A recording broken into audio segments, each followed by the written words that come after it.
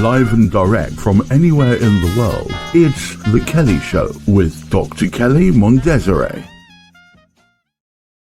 Hello and welcome to The Kelley Show, real people with real stories in real time. And I am Dr. Kelley Mondesire, your host, and we are continuing the month of the League of Extraordinary Women. And today I have a very, very special guest on the show who is one of my biggest heroes. She's an amazing woman, unbelievable, but you're just going to have to stay tuned. We'll be right back after a word from our sponsor, so don't go away. This portion of The Kelley Show is being brought to you by White Wolf Advisory Services. We are the bridge between nations, creating growth, commerce, and collaboration between cultures. Contact us today for more information. And welcome back to The Kelley Show, real people with real stories in real time. And this month, as we continue the League of Extraordinary Women, I'm bringing to the table today a woman who is my hero. She is an amazing, brilliant woman who has such a story to tell, internationally known. She is an immigrant here to the United States, and she has such a message and a powerful message to share with everyone today. I want to welcome to the stage, to the table, Elaine Brennan. Elaine, welcome to the show, and thank you. Thank you for having us here today. It's an honor. Thank you so much, Kelley, and delighted to be on the Kelley Show. Well, thank you so much. Elaine, where are you from in the world, and today, where are you right now? I see you're in your office, but where is that? So where are you from and where are you? So I'm from Ennis, County Clare, the west coast of Ireland, and I currently live in New York, and my office is on East 59th Street, and I have lived in other areas, but between County Clare and New York. Okay, well, we're going to talk a little bit about this. So you are from County Clare, Ireland, and we have a photo that Garrett's going to put up right now. It's adorable. Why don't we look at this photo? And while we're looking at this, why don't you tell us a little bit about your story? It's very interesting. You almost died at birth. So do tell. So I was diagnosed, I think it was after this photograph was taken, diagnosed with celiac disease, which is actually a very common disease in Ireland and Northern Europe. So I was quite ill. I was isolated after that photo was taken. My parents, obviously, I'm the eldest, so it was quite daunting for them. And, I'm currently living as a celiac. Wow. And give us a little bit of your history. What was it like to grow up in Ireland? What did you study? And just to tell us about that journey. Right. Well, it's funny. Life was simple. My dad was an air traffic controller in Shannon, and very proud. We were always so proud to spell and say air traffic controller. My mom was also, back then, the laws, in fact, we were just talking about it recently, the laws in Ireland were that my dad was a civil servant, that when you got married, the wife had to give up their jobs, their careers. So that was pre-1970. So after that, then my mother did go back to work when the laws relaxed and worked in the ESB, the Electricity Supply Board in Ireland. And growing up in Ennis, County Clare was fun. We went to the College of Mira, girls' school. Still have a lot of friends from school. And, life was very simple. The local beach was called Lahinch. There wasn't it wasn't recession, but there wasn't a lot of money, and we were all kind of in the same boat, I would say. I always tell this story about when we want to go on our holidays for an exotic holiday. My dad would always say, we're going to roam around Lahinch, which is the local beach. But we had a great childhood. We played music, we did sports, we had, a lot of great friends, and life was great. Wow. And we have a photo of your family, of your siblings. Can you tell us who's who in this photo? And wow, look at that hair. Great. This has to be from the 80s, right? That was the 80s, and I was a trendsetter. I wish I had that amount of hair now. Well, who's in the photo? Do tell. So I'm standing in the back left. Beside me is my sister Rena on the back right. My dad lower right. Then beside my dad is my youngest sister Anne Marie, who's the baby of the family. My brother beside my sister, my brother Enda, and my mom Teresa. Wow, what a beautiful family. And was that in your backyard? It looks lovely. That was actually on a day trip out to Connemara. Okay, great. So tell us a little bit about your education and your journey as a student growing up in Ireland and your journey over here to the United States, because it's a very interesting story. Great. Yeah. And I think the fortunate part about growing up in Ireland, like education was really, for my period of time was more or less free. So grew up in Catholic schools, like primary school, and then my high school, let's call it for the equivalency, was Closh in Ennis. Then from there, I always had hope to do human nutrition, but the point system didn't allow me. Now, when I was 12, I had to come to America for back surgery. So I kind of lost out a year in high school. And the medical system in Ireland at the time was not as sophisticated as the United States. So it was determined I should come and have back surgery in America. So my mother took the initiative and brought me over to the DuPont Institute in Delaware, who I have a lot to be grateful for. And in addition to that, after that, I wanted to do see if I liked science, so did diploma in the RTC in Galway, which is now the ATU. And from there then went to England, got my degree there, went on to Belgium for a stint, and ended up doing applied chemistry.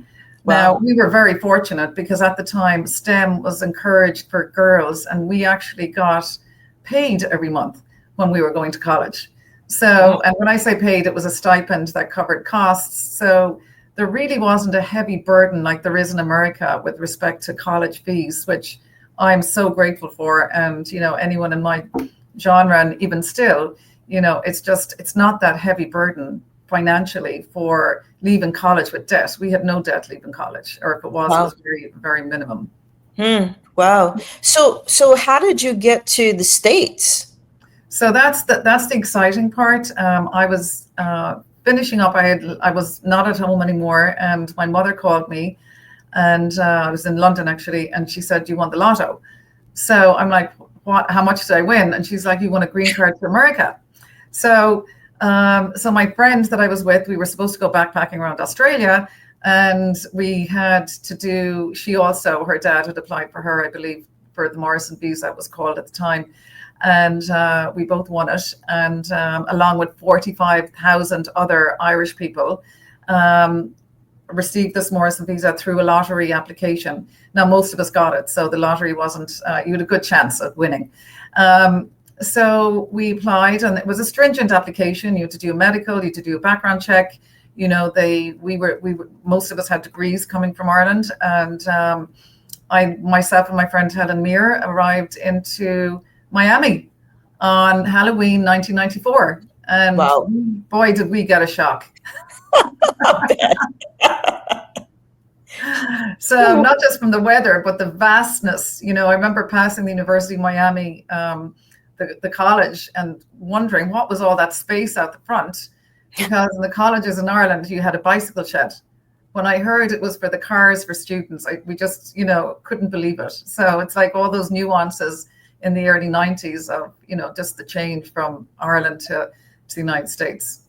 Wow. So what was your path once you were here in the States? Did you continue your education, or were you working? Do tell. Yeah, so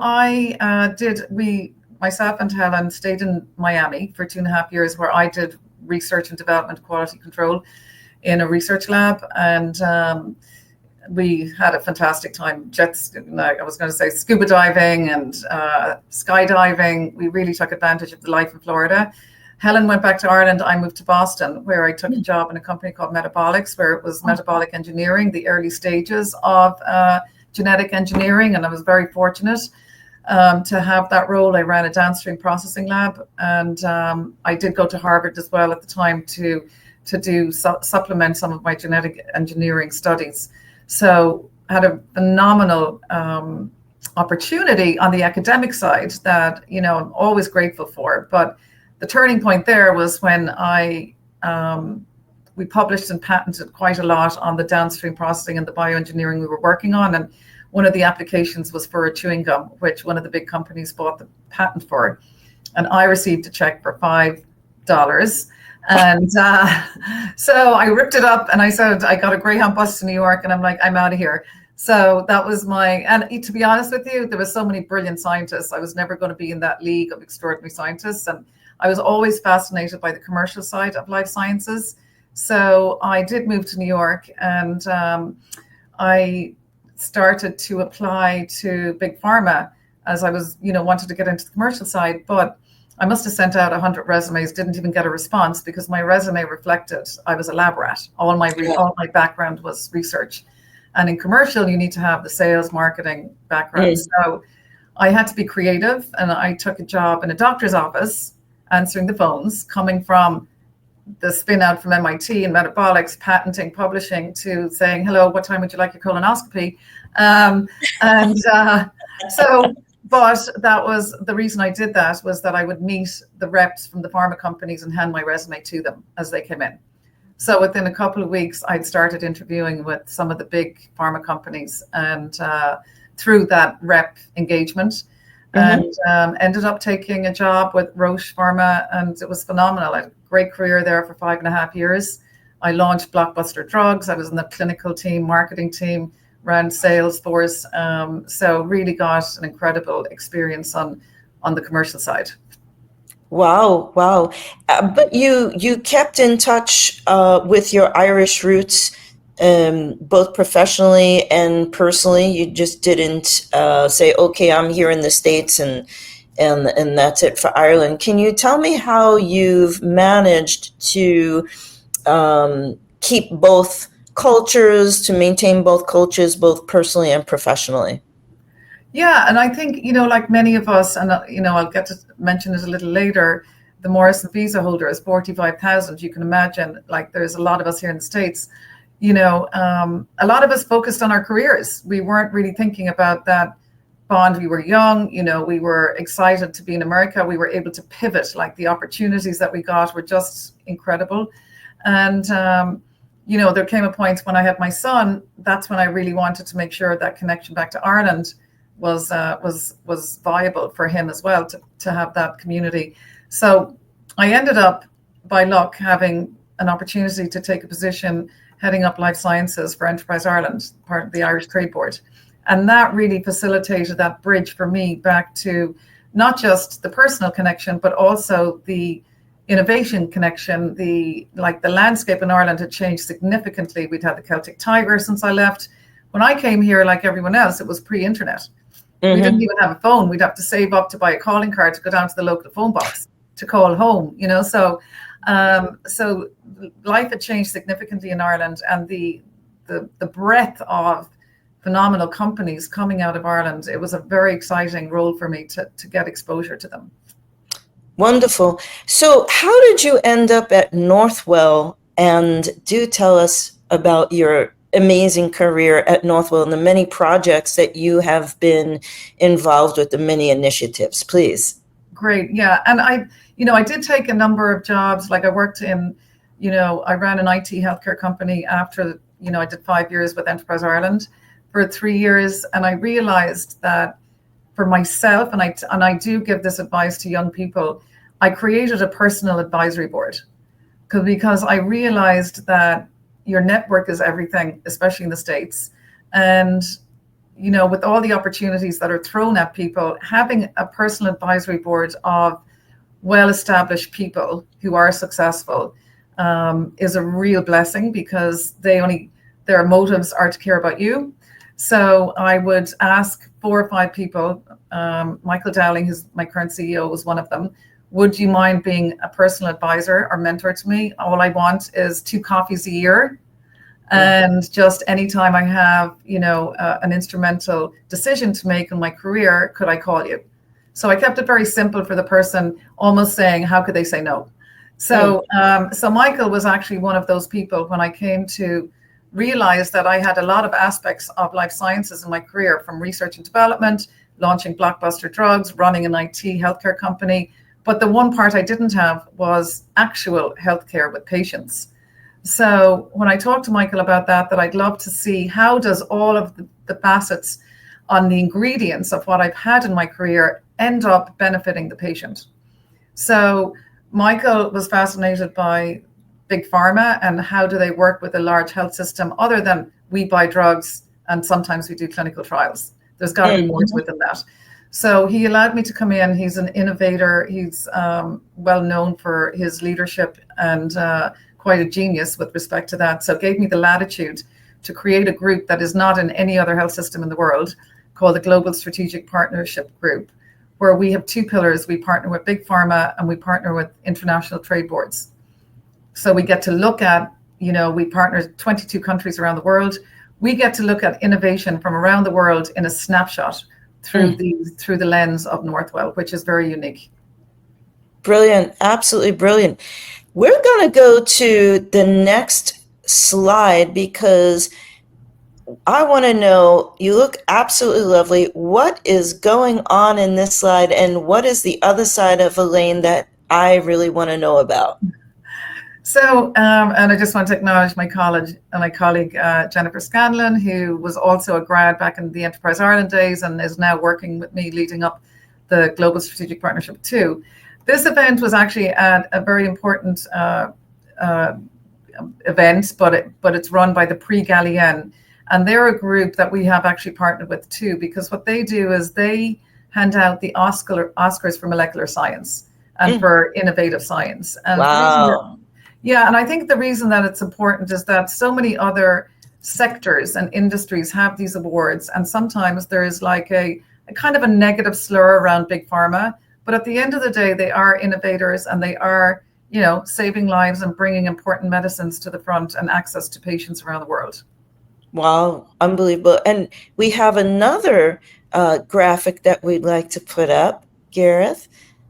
Okay, Yes. we know who these two people on either side of you are, but what is going on in this slide, the event, and what was your involvement in this event, please? Yeah, so the Irish Art Centre is a phenomenal organisation headed up by Aidan Connolly and Pauline Turley. And I've been one of their, on their committee to help raise money, especially they have a women's luncheon that they do every year. And we really just I love being involved with the Irish Art Centre. And obviously Liam Neeson is the chairperson, and we've the wonderful Loretta Brennan-Glucksman, who's, another leader in the Irish Art Centre. Meryl Streep, they gave a wonderful talk about her experience in Ireland.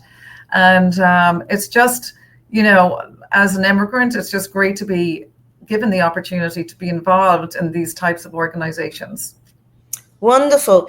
And, I want to bring you full screen now to talk about the Morrison legacy, what it is, and you have an ask for those 45,000 to come forth and tell their story and get involved. So I'm going to put you up full screen so you tell us all about the Morrison legacy, your experience and the message that you have for the viewers out there.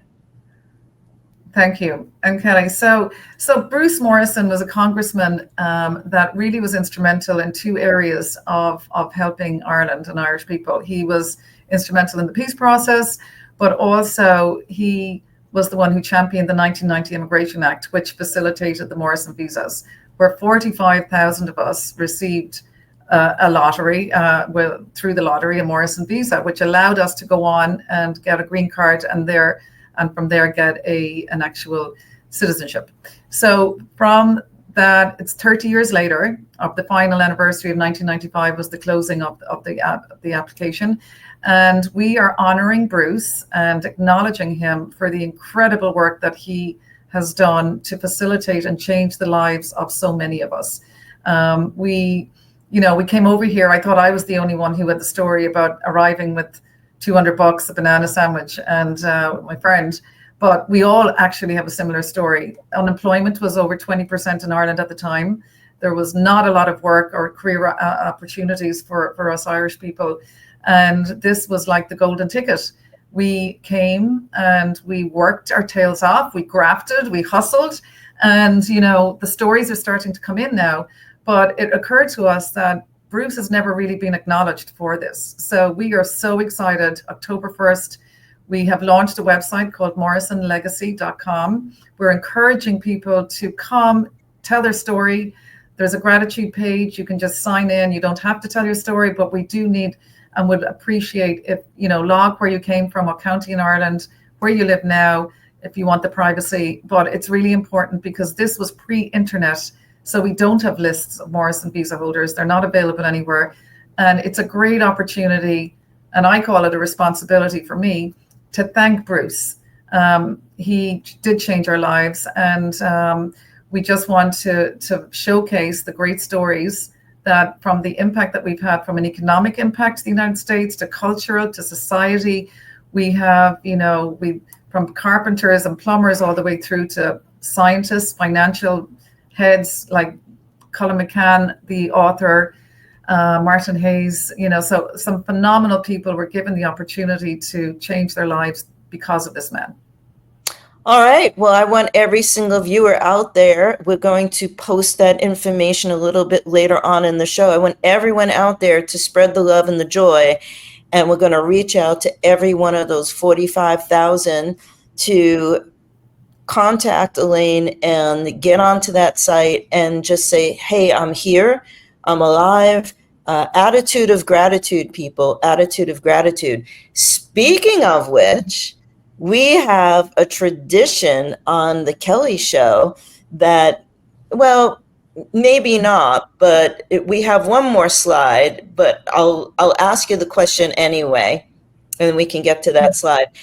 If you can name one person, place, thing, or event that you were thankful or grateful for, who or what would it be? But before we put up the slide, I want to hear the answer to this first. So I think I am grateful to my son, who is an incredible person. He has overcome so many obstacles, and he is on the right path now. He's excited with his life, and I'm just so grateful that he's a wonderful person, and that I'm his mom. We have a lovely photo of you and your son on a great adventure, Gareth. Yeah. Now, what's your son's name, please? Cian O'Brien. Cian O'Brien. That is a great photo. Look at you. You look like Easy Rider. Cool car. And where was this taken? We were on our way down to Key West, and we said, let's do it. Let's get a convertible and bring on that sunshine. Wonderful, wonderful. Well, Cian, you've got a great mom. She's incredible, and she inspires people like me and many more like me. So you're a lucky guy. So we're going to take a break right now for a word from our sponsor. We'll be right back with more from my hero, Elaine Brennan. Don't go away. Be right back. This portion of the show is brought to you by Many Purple Hats. MPH. Vroom! Get noticed online. Stand out from the crowd. Differentiate yourself from all that white noise. Vroom! Welcome back to the Kelley Show, real people with real stories. And I am with my wonderful guest, Elaine Brennan. What's next for Elaine? What is next for you? Well, we're very fortunate, as I mentioned, from a work perspective. We are going to be spinning out a company. We work in a really exciting area where we get to have a bird's eye view of innovation from around the world. We partnered with 22 countries. We bring in that innovation through the Northwell lens. But in addition to that, we work very closely with Big Pharma, creating synergistic partnerships, the positive partnerships. So we're going to be spinning out a for-profit company, and we're very, very excited about that. That's from my professional side. Personal side, I've recently taken up gardening, so I really want to expand on that.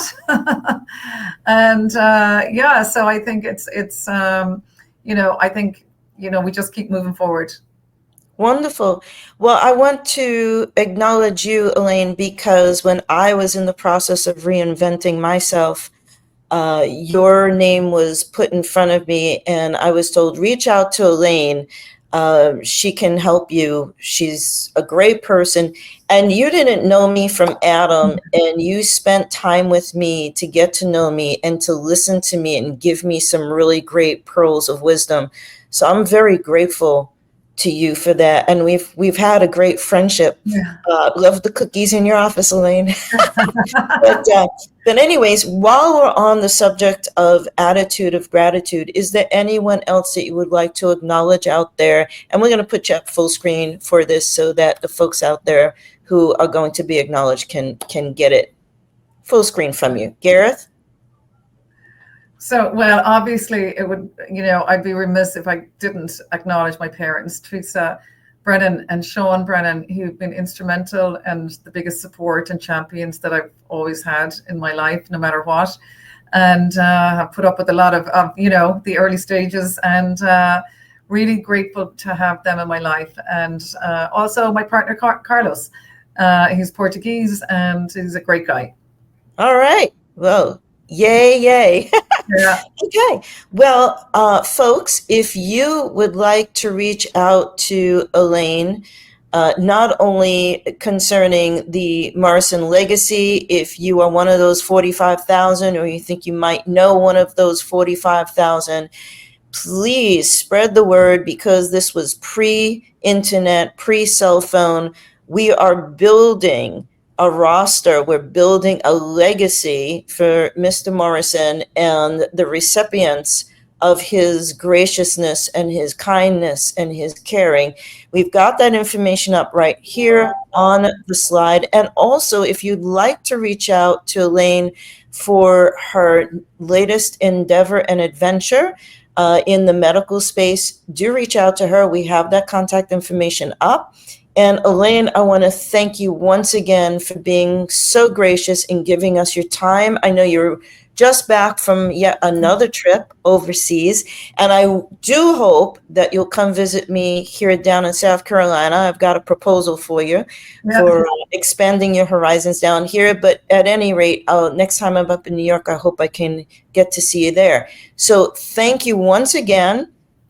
Thank you. And I'll see you soon. And if you would like to be a future guest on the Kelley Show, please do write into us. We've got the contact information here, looky, with your name, your story, your contact information, but more importantly, why you would like to be on the Kelley Show. And I will get back to you and respond. And people, subscribe today to the Kelley Show. Contact information here, QR code up there.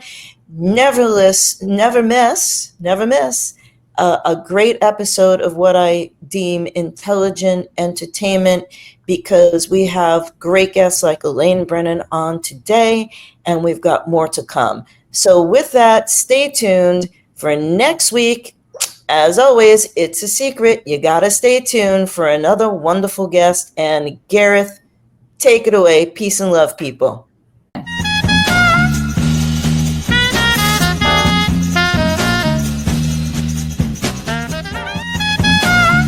If you would like to be a guest on The Kelley Show, send us an email with your contact information, where in the world you are, and a brief description of the story you'd like to share today.